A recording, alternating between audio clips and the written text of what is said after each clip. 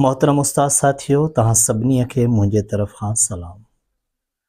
दोस्तों, अॼु पाण बुलूम्स टेक्सानॉमीअ जे बारे में ॻाल्हाईंदासीं, पर इन खां पहिरीं आउं हिकिड़ी वज़ाहत कंदो हलां त बुलूम्स टेक्सानॉमी सिर्फ़ उस्तादनि जे लाइ न, बिलख़ुसूस उस्तादनि जे लाइ, पर शागिर्दनि ऐं वालिदैन जे लाइ बि तमामु घणी अहम आहे।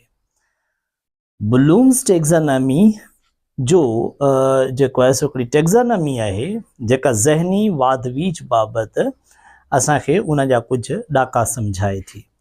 बेंजामिन बुलूम नाले हिकिड़े एजुकेशनिस्ट जी कमेटी 1956 में हीअ टेक्सानॉमी पेश कई, जंहिंखे 2001 में थोरी घणी नालनि जी ऐं हिकु स्टेप जी चेंजिंग सां जेको आहे सो हिन खे रिवाइज़ कयो वियो।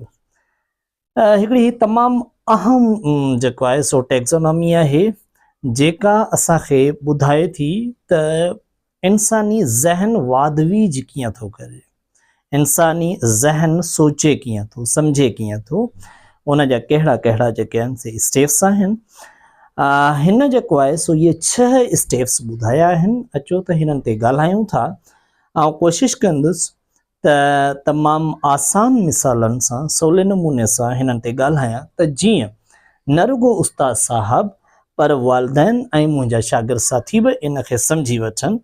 यादि रखो त हीअ हले त तालीम में थी, पर आम ज़िंदगीअ में बि हिन जी वॾी अहमियत आहे। उन जे करे आउं सम्झां थो त पेरेंट्स ख़ासि तौर ते या शागिर्द जॾहिं हिक ॿिए सां ॻाल्हाइनि तॾहिं बि उन्हनि खे बुलूम्स टेक्सानॉमीअ जी ख़बर हुजणु घुरिजे त जीअं उहे बहितर बहस करे सघनि था, सुठो ॻाल्हाए सघनि था। वालिदैन जॾहिं पंहिंजे उन्हनि खे बुलूम्स टेक्सानॉमीअ जी ख़बर हूंदी त उहे पंहिंजे ॿारनि सां जेका गुफ़्तगू कंदा सा कम वारी हूंदी ऐं उन्हनि खे उहे ॻाल्हाईंदे ॻाल्हाईंदे बि पंहिंजे ॿारनि जी ज़हनी वाधवीज में सुठो किरदारु अदा करे सघंदा। सो हाणे अचो त हिन जे 6 स्टेप्स ते ॻाल्हायूं था। इन जो सभ खां पहिरियों स्टेप आहे रिमेंबरिंग। रिमेंबर जो मतिलबु आहे यादि करणु, ठीकु आहे। अच्छा, हाणे रिमेंबर जो मतिलबु आहे यादि करणु।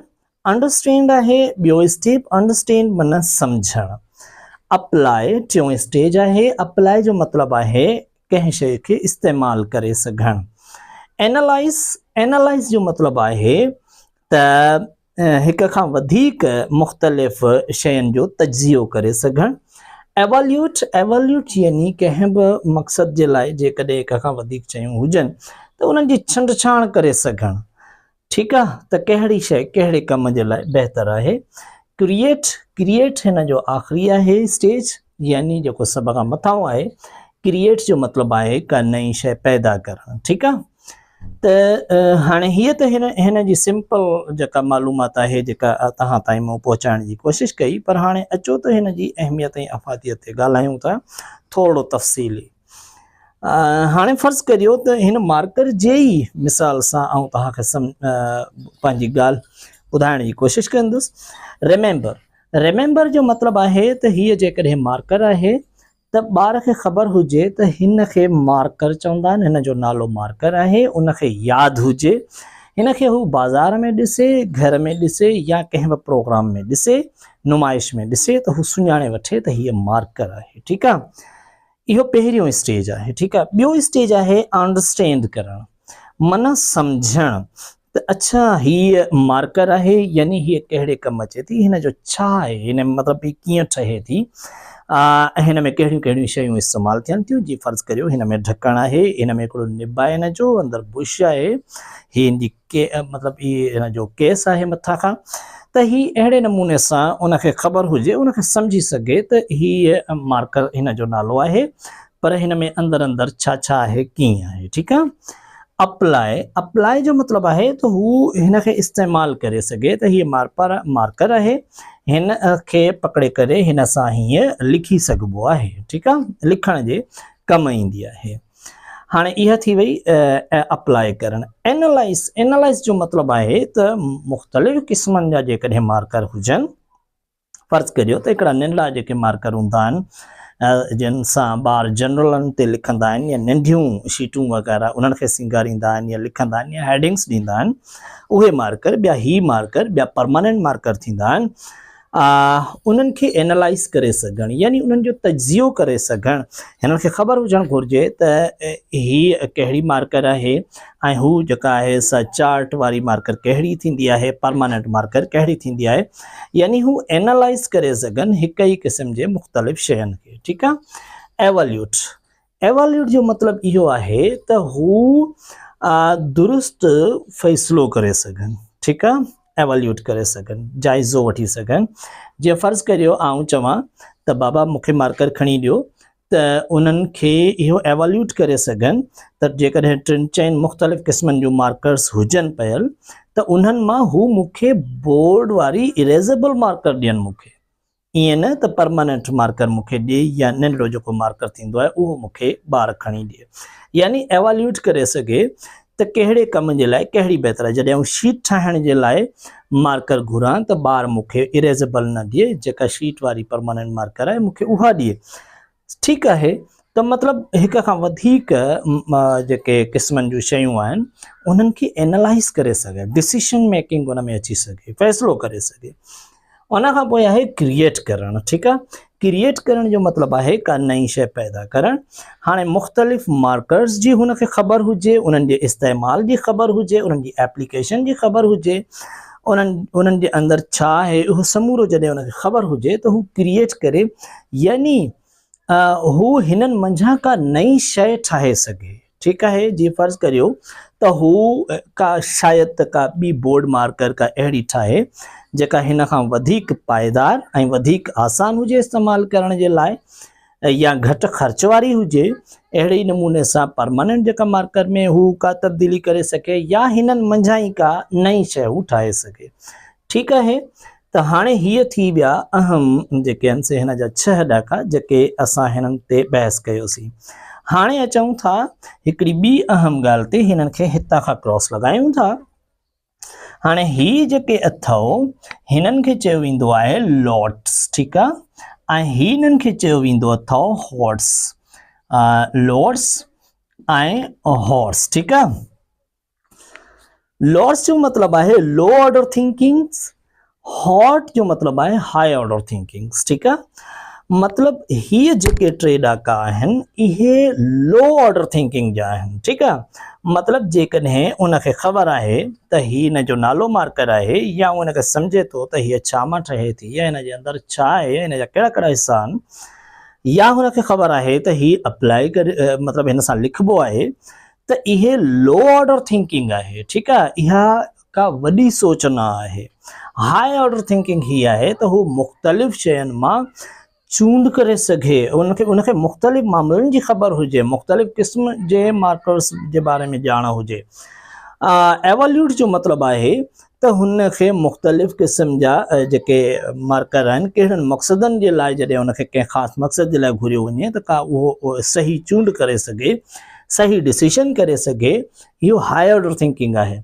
क्रिएट त आहे हाई ऑर्डर थिंकिंग, यानी दुनिया खे का नई शइ ॾियणु, का नई शइ ईजाद करणु, त ही आहे लॉट्स ऐं ही आहे हॉर्स। ठीकु आहे, हाणे अचो त पाण ॻाल्हि करियूं था पंहिंजे जेके पंहिंजो निसाब आहे, सिलेबस आहे, उन में जेकॾहिं पाण सिंपल ॾिसूं था उते अक्सर जेकॾहिं असां फ़र्ज़ु करियो को भिटाईअ जो सबक़ु पढ़ूं था त लतीफ़ जे बैत में असांजे उन जे आख़िर में सिर्फ़ु वेरी सिंपल जेकॾहिं सवाल असां खां करियूं था ॿार खां त बाबा भिटाई किथे ॼाओ।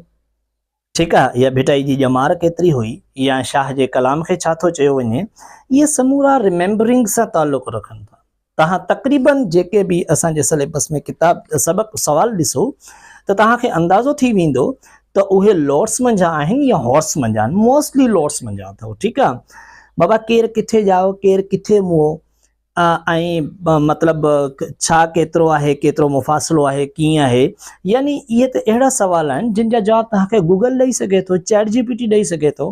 त रिमेंबरिंग आहे, लो ऑर्डर थिंकिंग आहे। ठीकु आहे, अंडरस्टैंड करणु कहिड़ी शइ छा मां ठहियल आहे, इहा बि एतिरी का वॾी का ख़ासि ॻाल्हि न आहे। का अप्लाई करणु कहिड़ी शइ, जेके बि शयूं आहिनि तव्हांखे तक़रीबन उन जे इस्तेमाल जी ख़बर आहे।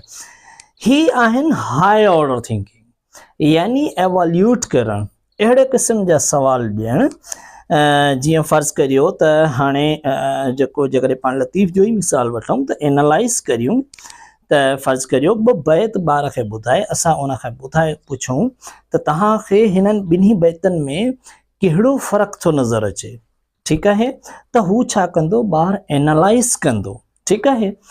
ॿार खे जेकॾहिं पाण ॿुधायूं, चंद 4 बैत हुन जे साम्हूं रखूं ऐं उन खे असां चऊं त असां जेको आहे सो फ़र्ज़ु करियो शादी कार्ड ते को बैत लिखणु था चाहियूं भिटाई जो, त उहो हिननि मां पाण कहिड़ो लिखूं, त उहो ॿारु उन मां सही चूंड करे सघे, एवोल्यूट करे सघे, यानी फ़ैसिलो करे सघे त हिननि मां कहिड़ी शइ, कहिड़ो बैत वधीक सूटेबल रहंदो, या कहिड़ो हो बैत आहे जंहिंमें जदोजहद जी जो पैगाम आहे, उनखे मुख़्तलिफ़ बैत ॾेई बि ॿार खां ऐं ॿार खे एवोल्यूशन तरफ़ आणे सघिजे थो। नई क्रिएट करणु यानी उनखे का ॿाराणी शाइरी पढ़ायो या भले भिटाई पढ़ायो, उनखे चओ त छा तव्हां अहिड़ो को बैत लिखी सघो था, तव्हां ईअं लिखण जी कोशिशि करे सघो था, त पोइ ॿार जेको आहे सो उहो थिंकिंग कंदो, ठीकु आहे, या हाई ऑर्डर थिंकिंग हूंदी, का नई शइ ॾियणु, ठीकु आहे। अहिड़े नमूने सां उस्तादनि खे, वालिदैन खे ऐं शागिर्दनि खे ख़ासि तौर ते जीअं फ़र्ज़ु करियो स्टोरी जॾहिं ॿारनि खे ॿुधाईंदा आहियूं या सबक़ु पढ़ाईंदा आहियूं, त उन जे हर मोड़ ते ॿार खे रुॻो इहो न पुछो वञे त उन बादशाह जो नालो छा हो, या उन जेको आहे सो पखी हुनखे कहिड़ी वरंदी ॾिनी। इहे रिमेंबरिंग जा क्वेश्चन्स आहिनि। उन खां इहो अहिड़े क़िस्म जा सुवाल कया वञनि त अव्हां छा था सम्झो त इन्हनि कैरेक्टर्स में सभ खां वधीक अहम कैरेक्टर कहिड़ो हो, त ॿारु एवोल्यूट कंदो, ठीकु आहे। ऐं राणी ऐं बादशाह ॿिन्ही जा ख़्यालनि में फ़र्क़ु कहिड़ो हो, हुन छा थे सोचो, त इहो ॿारु एनालाइज़ कंदो, ठीकु आहे न। जेकॾहिं तव्हां बादशाह जी जाइ ते हुजो हा त छा करियो हा, ठीकु आहे। या किथे बि स्टोरी खे रोके तव्हां ॿार खां पुछो तव्हांजे ख़्याल में हाणे छा थींदो, ठीकु आहे।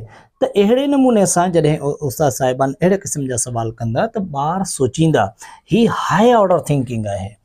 इन तरफ़ असांखे घणो ध्यानु ॾियण जी ज़रूरत आहे। पेरेंट्स खे बि ॿारनि सां ॻाल्हाईंदे, कचहरी कंदे बि हाई ऑर्डर थिंकिंग जो ख़्यालु रखणु घुरिजे। मतिलबु ॿारनि खे नंढड़ा नंढड़ा जेके मामलात आहिनि उन्हनि में इंगेज करे ॿारनि खां फ़ैसिला वरिता वञनि त तव्हांजे ख़्याल में हाणे छा करियूं, या तव्हांखे हिननि ॿिनि शयुनि मां कहिड़ी वधीक शइ पसंदि आहे ऐं छो पसंदि आहे, तव्हांजे ख़्याल में त हिन शइ जा कहिड़ा ऐं हुन शइ जा कहिड़ा फ़ाइदा आहिनि, तव्हांजे ख़्याल में त फ़र्ज़ु करियो पाण हिकिड़ो वणु लॻायूं था, ॿुधायो त निम जो वणु लॻायूं या पाण तूत जो वणु लॻायूं, हाणे त ऐं उन्हनि में तव्हां ईअं छो था चाहियो त फ़र्ज़ु करियो तूत जो वणु लॻायूं, त पोइ इहे जेके बि अहिड़े क़िस्म जा सुवाल आहिनि इहे हाई ऑर्डर थिंकिंग जा आहिनि, ठीकु आहे। तव्हां ॿारनि खे मुख़्तलिफ़ आइडियाज़ बि ॾेई सघो था। तव्हांजे ख़्याल में रुॻो राति जो सुते बि तव्हां चई सघो था त तव्हां ॾिसो सितारा केॾा ख़ूबसूरत आहिनि, पर तव्हां थोरो तसवुरु करियो त जेकॾहिं इहे पाण खे डोड़ंदे भॼंदे नज़र अचनि हा, जीअं जेको आहे सो मच्छूं पाणीअ में तरंदे ॾिसबियूं आहिनि, त पोइ तव्हांजे ख़्याल में कीअं लॻे हा तव्हांखे। या जीअं तव्हां असेंबली में बीहंदा आहियो, इहे सितारा बिल्कुलु जेकॾहिं लाइनिंग में हुजनि हा, त पोइ तव्हां कीअं इनखे जज करियो हा। त अहिड़े नमूने सां इहा हाई ऑर्डर थिंकिंग आहे जेका ॿार खे सोचण ते मजबूर करे, कुझु बि नओं सोचण ते मजबूर करे, उहो आहे हाई ऑर्डर थिंकिंग। ही नए सोचण ते मजबूर कनि था, जॾहिं त हीअ जेके आहिनि से अॻु में शयूं मौजूदु आहिनि, उन्हनि जी ॻोल्हा करणु, उन्हनि खे यादि करणु, उन्हनि जे इस्तेमालु बाबति सवाल आहिनि, ठीकु आहे। ही एतिरी का नई ॻाल्हि न आहे हिननि में, ही इल्मु दुनिया में अची चुको आहे। ही उहो शइ आहे जेको इल्मु ख़ासि तौर ते क्रिएटिविटी यानी दुनिया में नओं इल्मु ईंदो छा सां, एनालाइज़ करणु ऐं एवोल्यूट करण सां, ठीकु आहे। त मूंखे उमेदु आहे त शागिर्द साथियो, उस्ताद साथियो ऐं असांजा वालिदैन साथियो, तव्हां ब्लूम्स टेक्सानॉमीअ खे सम्झी विया हूंदा। ऐं उस्ताद साथियुनि खे ख़ासि गुज़ारिश कंदुसि त टेस्ट तयारु करणु वक़्तु या टेक्स्ट पढ़ाइणु वक़्तु या फिज़िक्स केमिस्ट्री बायो पढ़ाइणु वक़्तु मुख़्तलिफ़ जेके एलिमेंट्स मुख़्तलिफ़ कमु कंदा आहिनि, उन्हनि जा कम रोके रोके ॿारनि खां एनालाइज़ ज़रूरु करायो, ॿारनि खां एवेल्यूट ज़रूरु करायो। ज़िंदगीअ जे मामलनि में बि उन्हनि सां ईअं ॻाल्हायो जो तव्हां हिननि ते फोकस न करियो, हिननि ते मार्कनि जो रेशो बि घटि रखो, क्वेश्चनिंग बि हिननि ते घटि करियो। MCQs ठाहिण वक़्तु मोस्टली असां वटि ही हलंदा आहिनि, पर मुंहिंजी गुज़ारिश रहंदी त तव्हां न रुगो MCQs, न रुगो हूअ जेके क्वेश्चनिंग हूंदी आहे या जेका तव्हांजी गुफ़्तगू ॿारनि सां रहे थी हर सब्जेक्ट जे दौरान, तव्हां हाई ऑर्डर थिंकिंग खे तव्हां जेको आहे सो फोकस करियो। ईअं जे करे तव्हां कंदव त असांजो अॼु जो ॿार जॾहिं हींअर साण तज्ज़ियो करणु सिखंदो, हींअर साण फ़ैसिलो करणु सिखंदो, हींअर साण नयूं शयूं क्रिएट करणु, कुझु नओं सोचणु सिखंदो, त तव्हां तसवुरु करे सघो था त सुभाणे इहो समाज जो फ़र्द सोचींदड़ ऐं लोचींदड़ हूंदो। ही त हाणे कमु मशीननि जे हवाले थी चुका आहिनि। मूंखे उमेद आहे त ब्लूम्स टेक्सोनॉमी तव्हांखे पसंदि आई हूंदी ऐं हिन जी अहमियत खां तव्हां वाक़ुफ़ु थी विया हूंदा। जेकॾहिं तव्हां अहमियत खां वाक़ुफ़ु थी विया आहियो त हिन खे ज़रूरु अप्लाई कंदा। महिरबानी।